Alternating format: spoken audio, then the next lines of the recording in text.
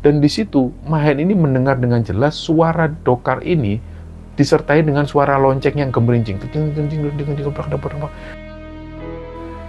Dan setelah Mahen ini membalikkan badan, dia kaget. Mahen itu ngelihat ada kobaran api. Kobaran api ini semacam bola api yang menyala, terbang-terbang muter di luar tenda.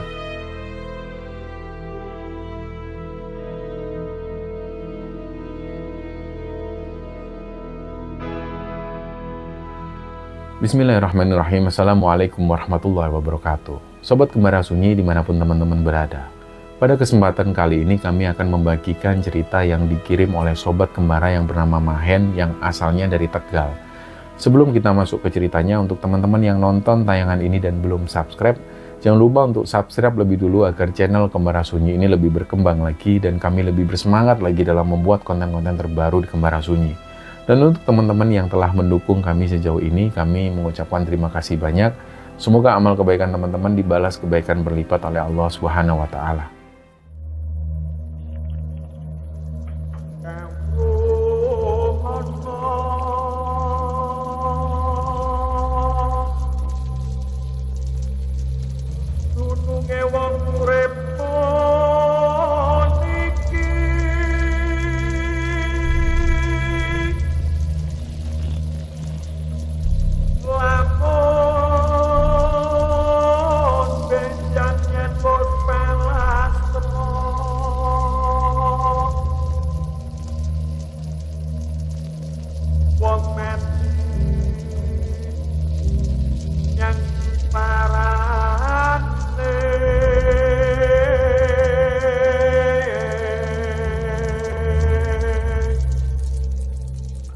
Cerita di episode kali ini teman-teman. Cerita ini dibagikan oleh Sobat Gembara yang bernama Mahen.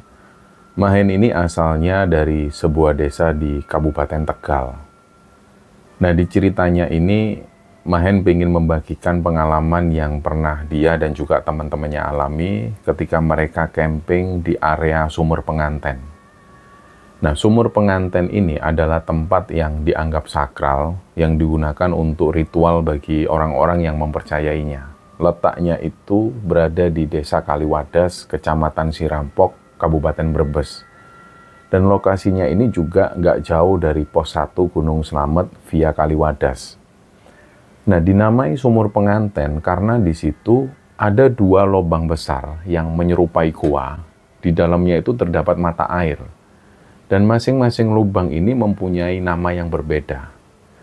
Lubang yang pertama itu dinamai Sumur Lanang, yang artinya sumur laki-laki. Dan yang satunya lagi dinamai Sumur Wadon, yang artinya sumur perempuan. Nah, untuk saat ini, menurut Mahen, sumur ini bisa diakses hanya Sumur Wadon. Sedangkan yang Sumur Lanang masih belum bisa. Di masa-masa itu di sekitaran tahun 2020, waktu itu si Mahen ini masih tinggal di daerah Depok. Dan kisah ini berawal dari ide Mahen sendiri yang waktu itu nggak tahu kenapa tiba-tiba Mahen ini benar-benar pengen banget berkunjung ke Sumur Penganten itu. Padahal dia ini sama sekali belum pernah datang ke sana. Ya palingan cuma pernah dengar cerita bahwa ada sebuah tempat mistis yang disakralkan di sana. Dan lokasinya itu dekat sama Pos 1 pendakian Gunung Slamet via Kaliwadas. Nah, dan cerita ini pun sebenarnya sudah diketahui lama oleh Mahen, tapi nggak tahu kenapa malah belakangan terakhir itu dia merasa kayak ada dorongan untuk datang ke sana. Nah, karena rasa penasaran akan Sumur Penganten ini, ditambah lagi waktu itu di kampusnya Mahen ini menerapkan kuliah online karena waktu itu lagi pandemi COVID-19. Dari situlah Mahen akhirnya berencana mau pulang kampung. Nah, sebelum pulang kampung itu Mahen ini sempat menghubungi teman-teman. Dan di situ ada salah satu teman sekaligus partner mendaki Mahen yang di kampung, namanya itu Doni. Di situ Mahen ngajak Doni untuk ngecamp ke Sumur Penganten. Dan di situ Doni pun mengiyakan dan minta Mahen untuk supaya ngajak teman-teman yang lain. Dan dari situ Mahen akhirnya nyoba untuk chat beberapa teman, apakah mungkin ada yang mau ikut. Dan setelah Mahen pulang kampung itu seperti biasa, Mahen nongkrong di salah satu tempat wisata yang cukup terkenal di desanya sana. Dan pas waktu nongkrong itulah bersama Doni dan juga beberapa teman-teman yang lain yang sudah ngumpul di sana itu, mereka semua ini sepakat bahwa mereka akan ikut dalam acara camping ke Sumur Penganten. Nah, di situ akhirnya mereka menentukan hari dan kemudian memastikan kira-kira siapa aja yang ikut. Fixnya akhirnya mereka akan melakukan camp itu pada tanggal 26 September tahun 2020. Nah, pada saat itu mereka yang akan berangkat ini 9 orang. Dan dari 9 orang ini, cuma Denny yang sudah pernah ke Sumur Penganten. Tapi itu pun sudah beberapa tahun yang lalu. Denny sendiri ini juga nggak bisa menjamin apakah dia masih ingat jalannya atau enggak. Dan di sela-sela pembahasan acara camping itu, Denny menyampaikan bahwa temennya ada yang pernah camping di area Sumur Penganten. Jadi di situ Denny cerita dan katanya teman-temannya itu dapat banyak sekali gangguan. Di situ mereka sering diganggu suara-suara, terus ada lagi gangguan penampakan semacam api yang terbang atau yang disebut banaspati itu, dan masih banyak gangguan yang lain. Nah, ketika mendengar semua cerita-cerita ini dari Denny, beberapa orang yang lain itu mulai ngerasa ragu. Dan sebenarnya waktu itu mereka ingin membatalkan untuk ikut acara camping ini. Tapi karena Mahen dan yang lain-lain ini mencoba meyakinkan ke teman-teman yang lain bahwa insya Allah nggak akan terjadi apa-apa selama mereka nggak berbuat aneh-aneh. Nah, akhirnya dari situ dengan bujukan Mahen inilah mereka pun akhirnya memutuskan untuk ikut. Jadi 9 orang yang ikut ini adalah Mahen, Doni, Denny, Dena, Dabul, Sean, Bayu, Ivan, dan juga Hamam. Malam itu menjelang keberangkatan, mereka semua kumpul di rumahnya Hamam. Di sana mereka packing dan juga membagi logistik yang mau dibawa. Dan sekaligus mereka membahas rencana kepergian besok harinya. Dan gak terasa hari waktu itu sudah tengah malam dan mereka akhirnya membubarkan diri dan pulang ke rumah masing-masing. Nah, barulah esok harinya itu sekitar jam 11-an siang, mereka kumpul di sebuah kedai kopi. Sekaligus di situ mereka beli keperluan logistik yang masih kurang.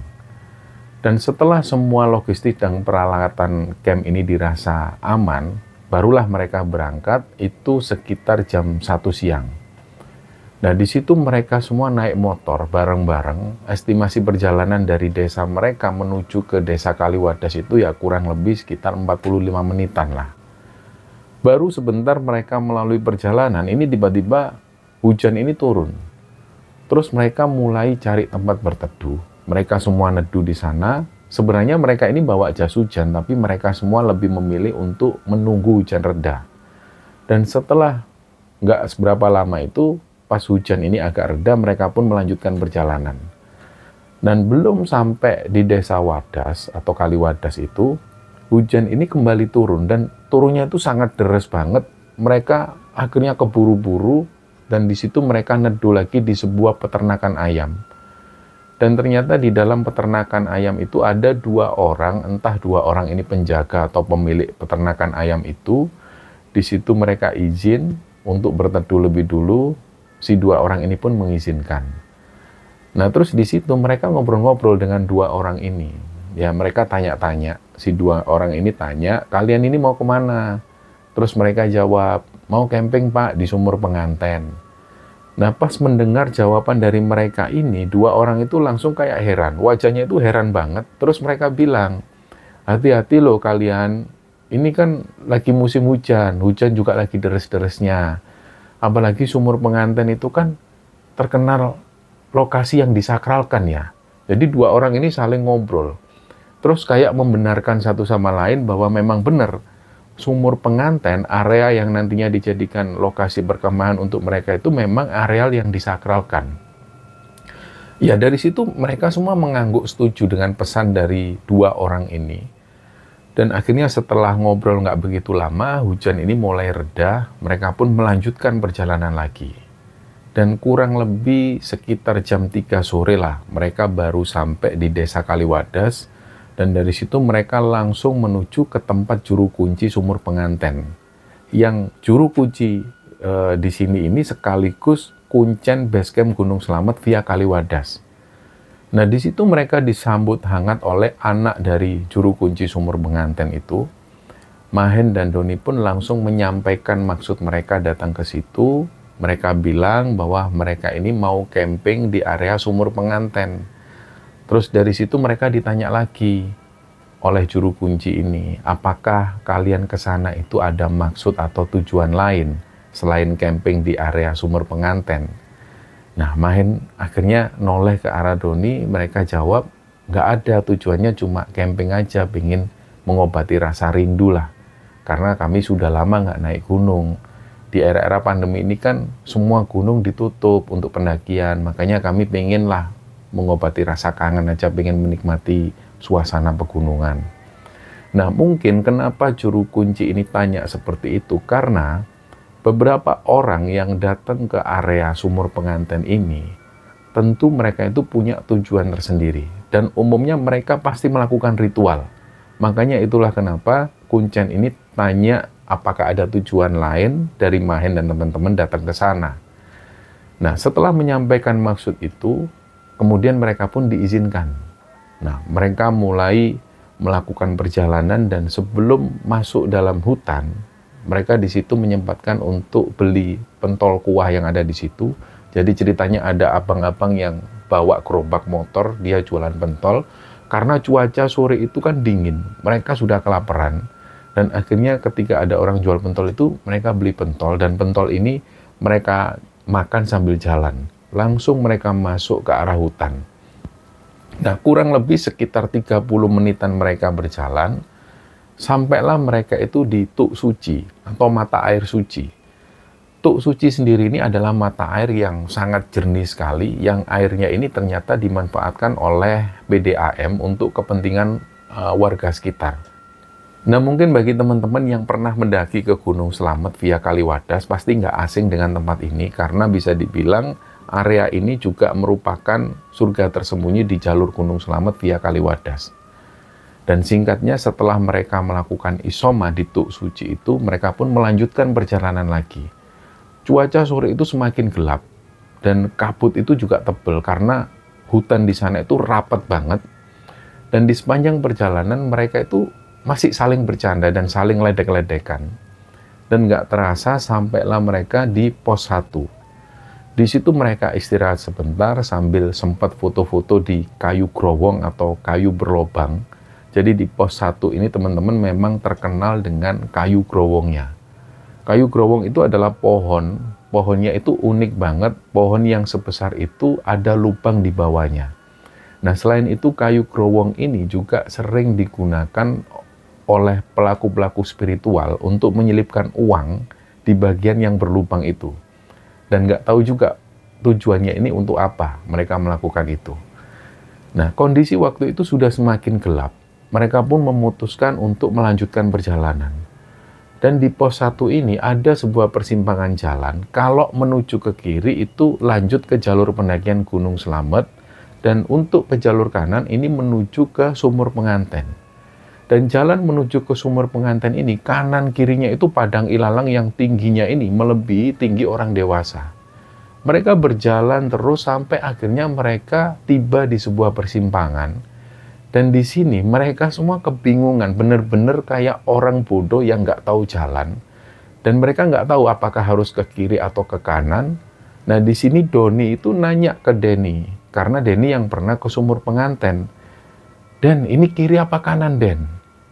Nah, di situ Denny ini kayak bingung. Waduh, aku sendiri juga lupa ini lewat mana. Udah lama banget soalnya aku nggak lewat sini. Nah, waktu itu kurang lebih sekitar jam 5-an sore. Dan kondisi itu benar-benar sudah mau gelap. Karena sinar matahari sudah nggak kelihatan lagi, nggak bisa menembus di rimbunan pohon-pohon itu. Ditambah lagi, waktu itu memang kabutnya ini juga tebal banget. Akhirnya setelah berdiskusi lama, mereka pun memutuskan untuk ambil arah ke kanan. Dan gak lama mereka jalan, mereka kembali masuk ke dalam hutan yang lebat, ketutup semua pokoknya, kelihatan tambah gelap sekali. Di situ mereka mengikuti jalur pipa air warga, dan mereka melewati samping PLTB Gunung Slamet. Nah, di situ mereka nggak berani mendekat ke PLTB karena mereka ini pernah dengar katanya PLTB itu dijaga sama orang-orang yang bersenjata semua dan memang dilarang untuk mendekat ke objek PLTB itu. Nah, pas tiba waktu maghrib, mereka mulai mengeluarkan headlamp masing-masing. Di situ mereka sudah mulai resah karena seharusnya dari persimpangan tadi ke sumur pengantin itu seharusnya nggak terlalu jauh jaraknya. Tapi waktu itu kok mereka ini belum juga menemukan lokasi sumur pengantin ini. Terus Mahen tanya lagi ke Doni, Don, kayaknya kita ini salah jalur, Don. Kita sudah jalan jauh tapi kok belum sampai juga. Dan jalannya ini juga bukan jalan yang sering dilewati orang, tapi kok jalur pipa air. Dan di situasi ini mereka kembali berdiskusi. Kondisi juga gerimis, kabut juga masih tebal di situ, ditambah lagi suhunya itu dingin khas hutan Gunung Slamet.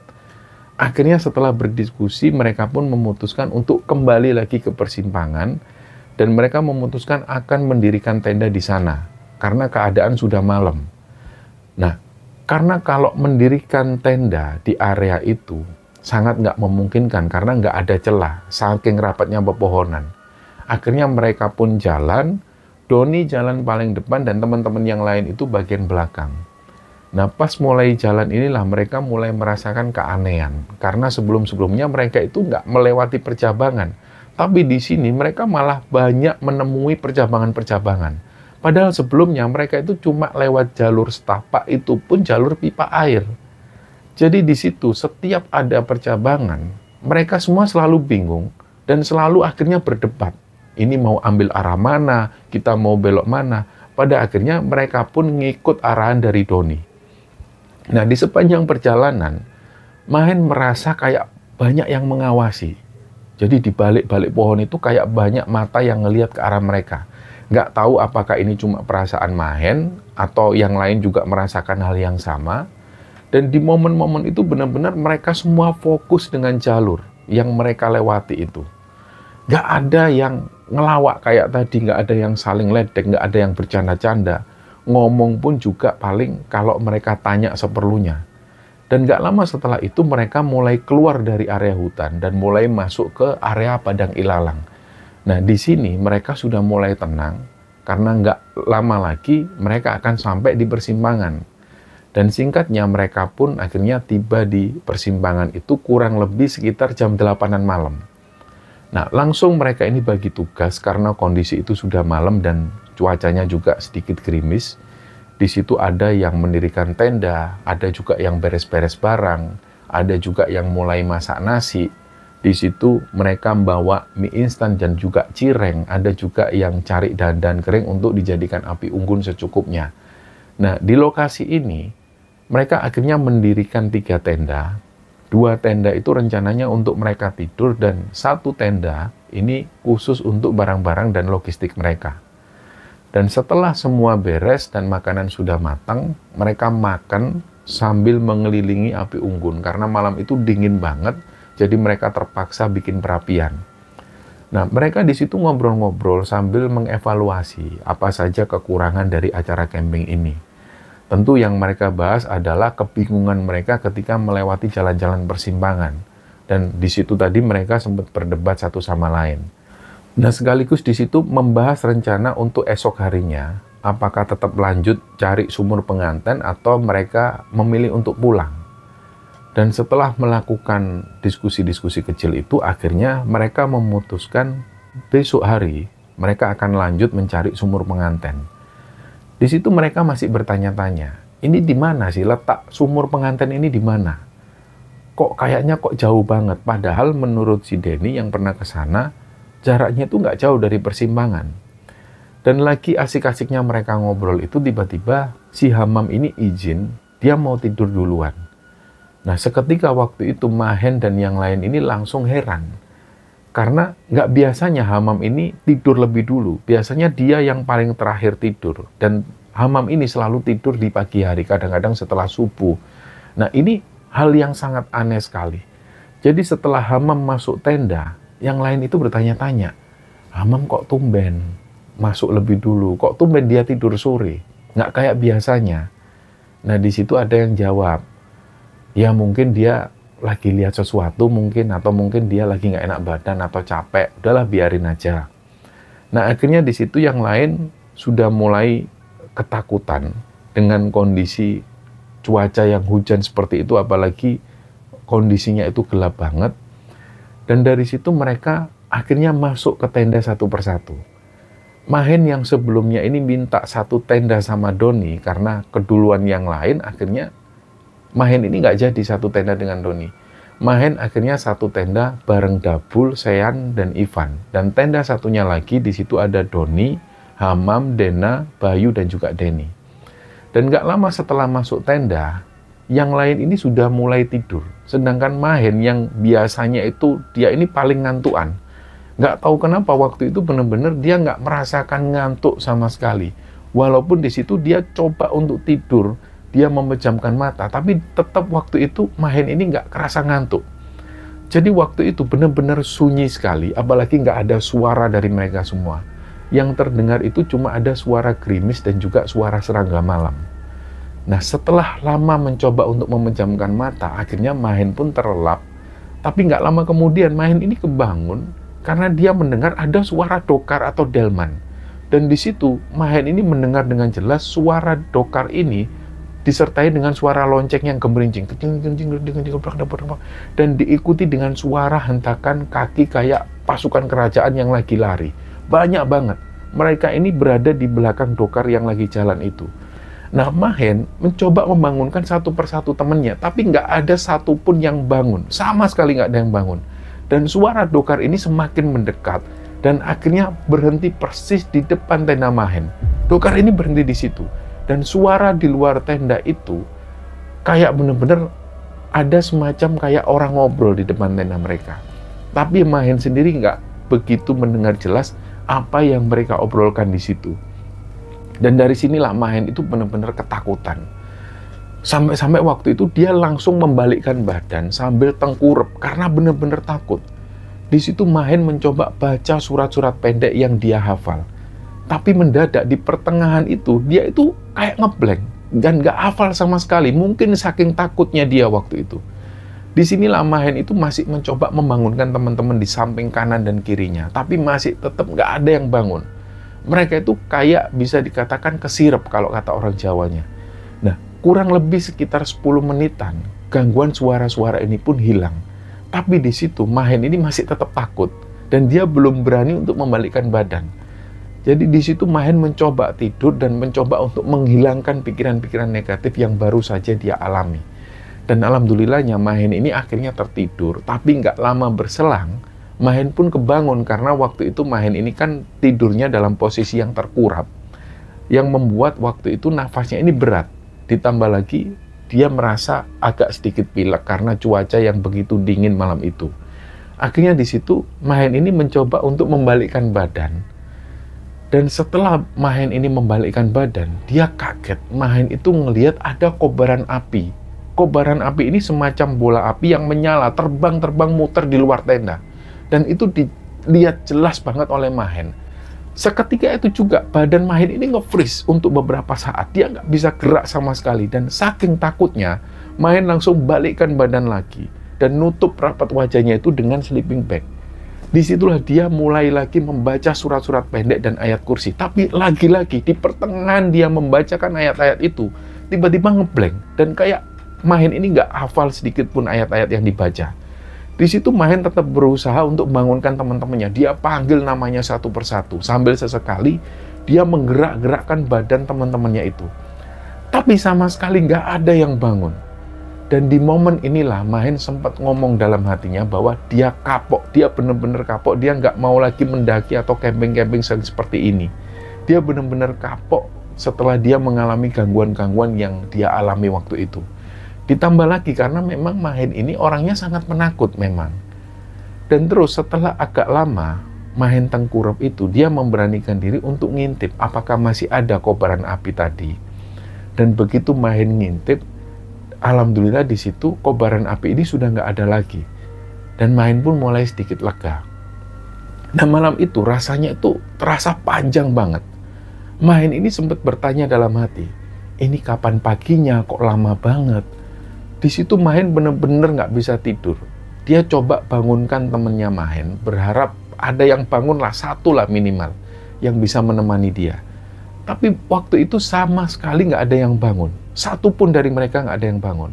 Mereka semua itu tidurnya ini benar-benar kayak orang yang lagi pingsan, nggak gerak sama sekali. Dan setelah berusaha membangunkan teman-teman Mahen dan nggak ada hasil, di situ Mahen berusaha untuk tetap tidur. Dia hilangkan lagi pikiran-pikiran tentang kejadian-kejadian barusan. Dalam hati Mahen ini terus ngomong sendiri. Ini kapan paginya? Dia udah nggak tahan, pengen cepet-cepet pagi. Nah, di tengah heningnya malam, tiba-tiba ada suara laki-laki yang berdehem. Itu suaranya persis banget di samping tenda. Suaranya itu kayak bapak-bapak yang sangat berwibawa gitulah. Badan Mahen ini langsung lemas banget, tapi dia masih tetap berpikir positif. Mahen berpikir, mungkin itu suara orang yang mau ritual ke sumur pengantin, atau mungkin ini suara petugas PLTP yang lagi patroli di sekitar situ. Di situ Mahen mencoba mendengarkan secara jelas suara langkah kaki orang ini, tapi anehnya, di situ nggak kedengaran suara langkah kaki orang ini, sama sekali nggak kedengaran. Padahal malam itu keadaannya ini benar-benar sunyi, hening sekali. Dan nggak lama setelah itu tiba-tiba tenda mereka ini itu ditendang. Itu kenceng banget tendangannya. Sampai-sampai beberapa teman Mahen yang posisi mereka waktu itu tidur, ini benar-benar terhempas dari situ karena tendangan ini. Dan dari situ mereka semua kebangun, kaget semua. Jadi mereka itu tanya, itu apa tadi? Itu tadi apa yang nabrak? Nah, di situ Mahen ini ngomong sambil berbisik-bisik ke teman-temannya. Tadi itu ada suara orang yang berdehem. Terus tiba-tiba, ya tenda kita ini ditendang seperti itu. Di situ ada salah satu teman mereka ini yang bilang, ini yang nendang nggak mungkin orang. Kalau orang yang nendang, nggak mungkin kita semua itu sampai yang ada di dalam tenda ini sampai kehempas seperti itu. Karena mereka benar-benar kenyataannya mereka itu kayak kedorong benar-benar yang lagi tidur ini. Jadi di situ mereka berpikir ini bukan orang, nggak mungkin kalau orang. Di situ mereka masih bingung dan bertanya-tanya tentang kejadian yang baru mereka alami. Mereka yang ada di dalam tenda ini nggak ada yang berani untuk ngelihat keadaan yang ada di luar.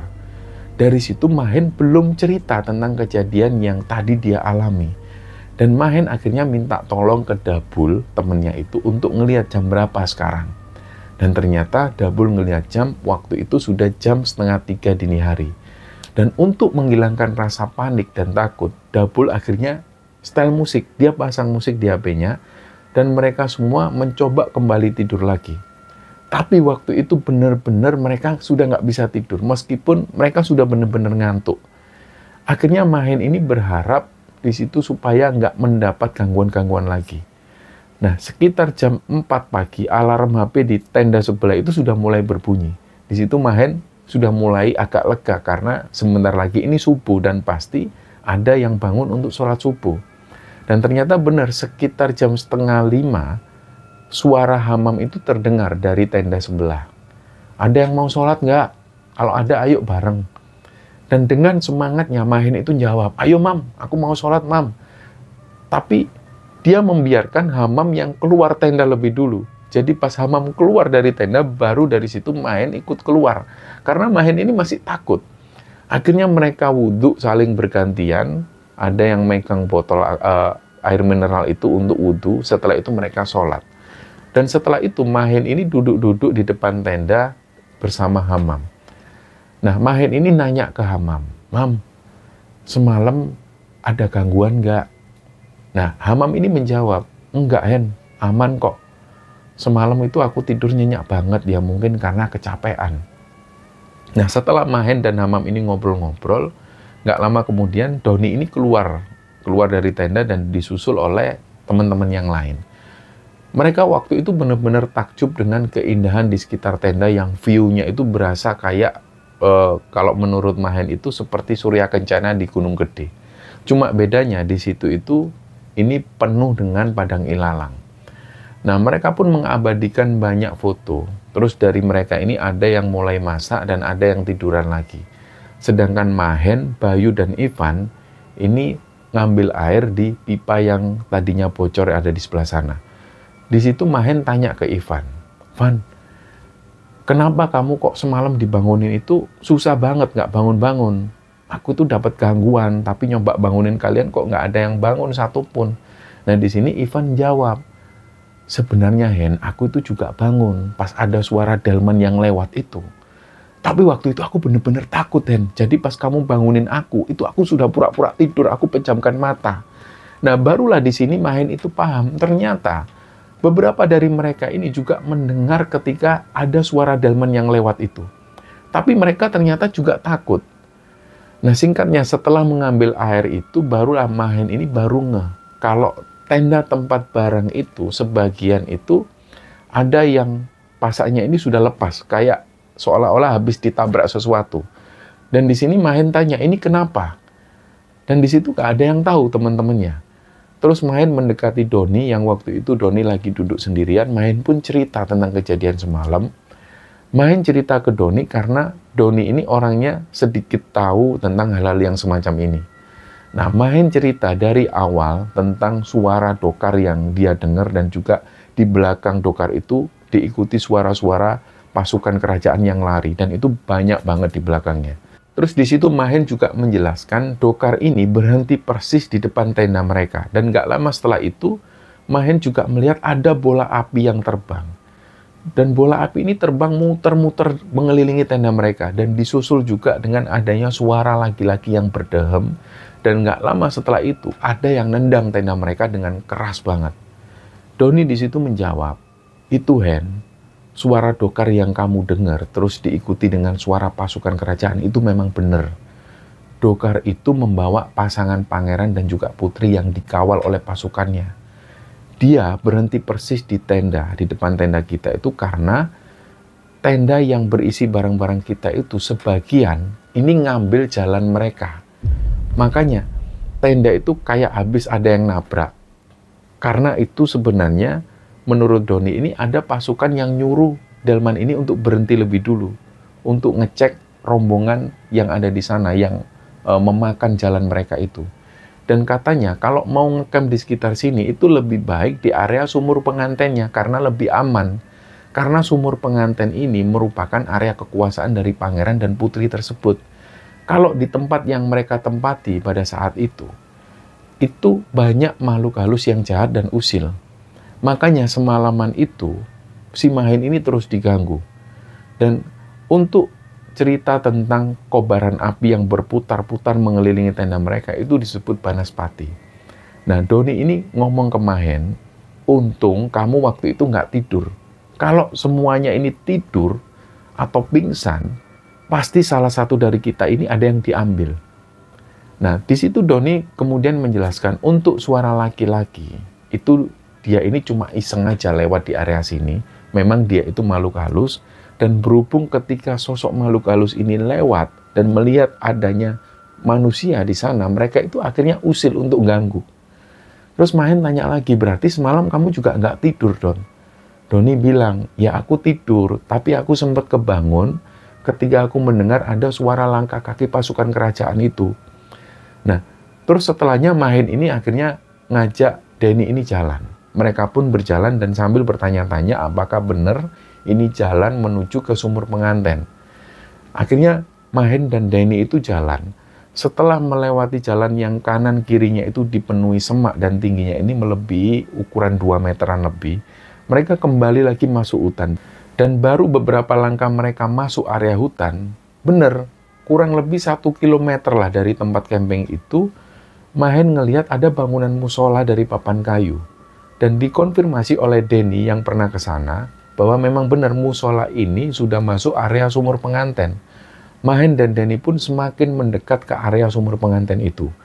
Dan auranya itu memang beda banget. Pokoknya bulu kuduk mereka itu langsung merinding ketika mendekat ke arah sumur penganten itu. Di situ ada 2 bangunan. Ada 1 musola dan ada 1 lagi kayak semacam pendopo untuk istirahat para pelaku spiritual. Pendopo itu tanpa dinding. Di samping musola itu ada sebuah gerbang untuk turun menuju ke sumur penganten. Nah, di situ terlihat jalan menuju ke bawah itu ada beberapa anak tangga yang terbuat dari semen, kemudian ada tangga besi untuk turun ke dasar sumurnya. Di situ Mahen dan Deni ini belum berani turun ke sumurnya, baru sampai gerbang. Mahen dan Denny akhirnya kembali lagi ke area tenda dan menyampaikan kabar ini ke teman-teman yang lain. Mereka mengkonfirmasi bahwa Mahen dan Denny ini sudah menemukan sumur pengantennya. Nah, sesampainya di tenda, setelah mereka makan itu, mereka langsung beres-beres dan nantinya setelah dari sumur penganten itu, mereka bisa pulang langsung. Dan setelah semua beres dan sudah nggak ada sampah di sana yang tertinggal, mereka akhirnya menuju ke sumur penganten. Dan sesampainya di sana, yang pertama kali turun ini adalah Mahen dan Doni. Sedangkan teman-teman yang lain itu memantau dari gerbang. Nah, pas mulai menginjakkan kaki di tangga, itu auranya sudah benar-benar beda. Suasananya itu juga hening banget dan tiba-tiba adem banget. Sesampainya di dasar, yang dicium oleh Mahen itu adalah bau-bau wewangian dari dupa dan juga bunga-bungaan dari sesajen. Dan sepertinya baru saja ada orang yang sampai di situ untuk memasang dupa dan menyalakan dupa. Karena dupa ini belum terbakar habis.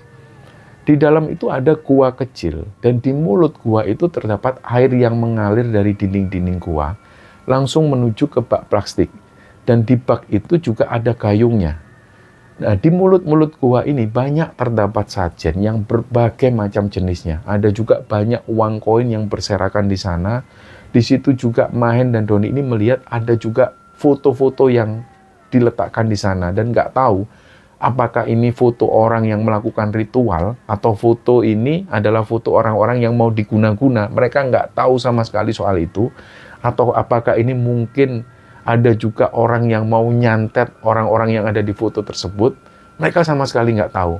Tapi yang mereka lihat memang kondisinya seperti itu. Nah, setelah dirasa aman, akhirnya teman-teman yang lain ini nyusul ke bawah. Di situ ada yang cuci muka, ada yang ambil air untuk bekal pulang karena stok air mereka itu menipis. Ada juga yang foto-foto karena tempatnya itu memang bagus. Di dalam gua itu terdapat mata air. Panjang gua itu kurang lebih sekitar 2-3 meteran dengan diameter yang cuma muat satu orang dewasa. Dan setelah agak lama di bawah, kemudian mereka naik lagi dan mereka bikin kopi di bangunan pendopo itu sambil ngobrol-ngobrol. Dan yang mereka heran, di situ itu kayak ada orang yang baru saja selesai melakukan ritual, tapi nggak tahu orangnya ini kemana. Jadi tadinya ketika mereka datang, masih ada orang ini, dan kayaknya kusuk banget ketika dia bertapa. Tapi ketika mereka keluar, orang ini sudah nggak ada lagi. Tapi barang-barangnya itu masih ada di sana. Nah, mereka berpikiran mungkin si orang ini menepi karena kedatangan mereka yang ada di sana itu. Nah, setelah kopi mereka itu habis, mereka pun memutuskan untuk turun, dan selama turun, alhamdulillahnya nggak terjadi hal-hal yang aneh-aneh. Dan ketika mereka hampir sampai di base camp, sekaligus rumah juru kuncinya itu, mereka semua itu sepakat untuk patungan. Jadi uang ini dikumpulkan, dan nantinya mereka serahkan ke juru kuncinya itu, ya untuk iuran atau untuk ngasih sesuatu ke juru kunci inilah. Akhirnya setelah sampai di rumah juru kunci itu, Mahen dan Doni yang mewakili teman-temannya ini masuk ke rumah juru kunci, dan mereka itu langsung ditanya oleh juru kuncinya ini. Beliau itu seorang ibu-ibu. Gimana di sana? Ada hal aneh-aneh nggak? Sambil beliau ini sedikit tersenyum, Mahen dan Doni itu langsung kaget loh. Mereka sempat berpikir kok juru kunci ini tahu apa yang mereka alami. Mahen dan Doni pun menjawab, oh aman kok bu. Aman kok, tidak ada apa-apa, alhamdulillah. Terus kayaknya memang si juru kunci ini, si ibu-ibu itu kayak senyumnya itu senyum aneh. Jadi seolah-olah si juru kunci ini kayaknya tahu tentang yang dialami Mahen dan Doni, tapi beliau itu kayak diem. Nah, akhirnya setelah berbincang-bincang sedikit, Mahen dan Doni sama sekali nggak menceritakan kejadian yang mereka alami. Setelah itu mereka pun pamit pulang. Dan beliau, si ibu-ibu kuncen ini sempat mengantarkan mereka sampai ke depan rumah. Nah, teman-teman yang lain pun ikut pamit dan salaman, akhirnya mereka pun pulang. Nah, keesokan harinya, setelah habis maghrib, Mahen dan Doni itu kumpul di depan rumahnya Mahen. Di situ Mahen menanyakan tentang kejadian yang Mahen alami. Menurut pandangan Doni ini seperti apa? Nah, di situ Doni juga menjelaskan, ternyata pada saat kejadian Dokar ini datang, semuanya itu bangun. Tapi karena mereka takut, mereka itu pura-pura tidur. Ini Doni ngomong seperti itu. Tapi pas kejadian api terbang yang terjadi beberapa jam setelah itu, mereka semua teman-teman ini nggak lihat karena mereka sudah tidur. Nah, setelah kejadian itu, Mahen ini masih teringat ucapannya sendiri yang dia sempat bersumpah ketika ada di atas itu. Dia sempat bersumpah dalam hatinya, dia nggak akan lagi mau ngecamp atau mendaki karena dia benar-benar kapok. Di situ Mahen ini takut, kalau nanti Mahen ini akan ngecamp lagi atau mendaki lagi, akan terjadi hal-hal yang tidak diinginkan karena sumpah si Mahen sendiri. Dan kurang lebih sekitar 1 bulanan setelah itu, Mahen ini diajak oleh ceweknya dan juga teman-teman dari ceweknya itu untuk ngecamp di Permadi Guci. Awalnya Mahen waktu itu menolak dan menjelaskan bahwa Mahen ini pernah bersumpah bahwa dia nggak akan ngecamp dan juga nggak akan mendaki lagi. Jadi dia takut dengan sumpahnya sendiri. Tapi di situ si ceweknya Mahen ini meyakinkan bahwa nggak akan terjadi apa-apa insya Allah asal kita nggak berbuat yang aneh-aneh dan nggak macem-macem. Sudahlah, tetap berpikir positif, kata ceweknya seperti itu.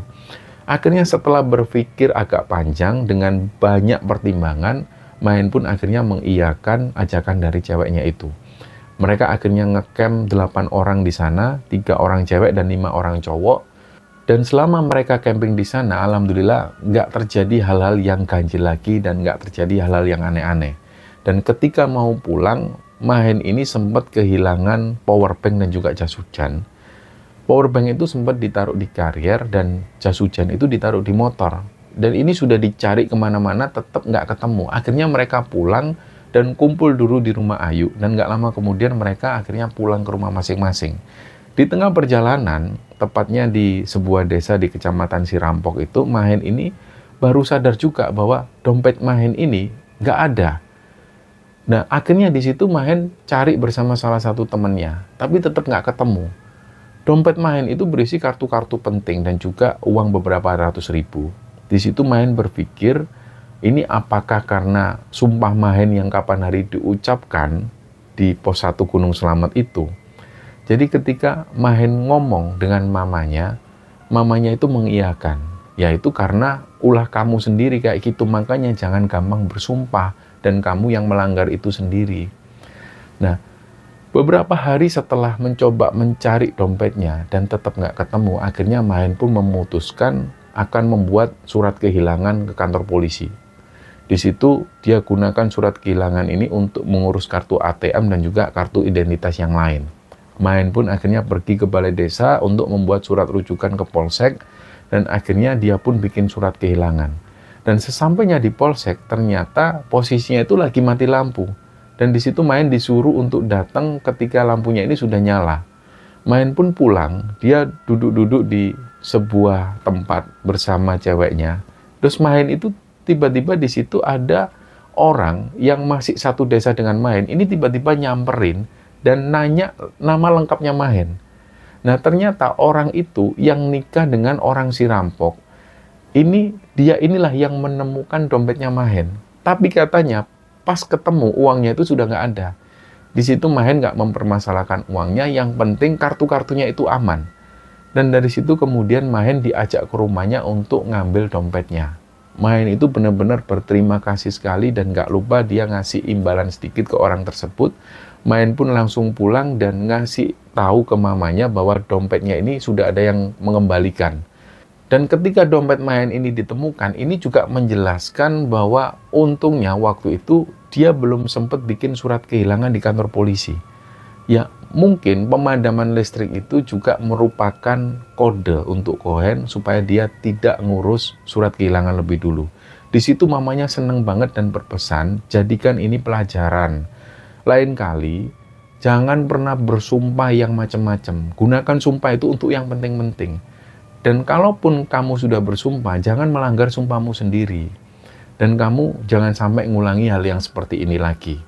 Nah, karena kemungkinan hal-hal yang seperti ini akan terjadi lagi. Dan bisa-bisa kamu akan bersumpah lagi dengan gampangnya.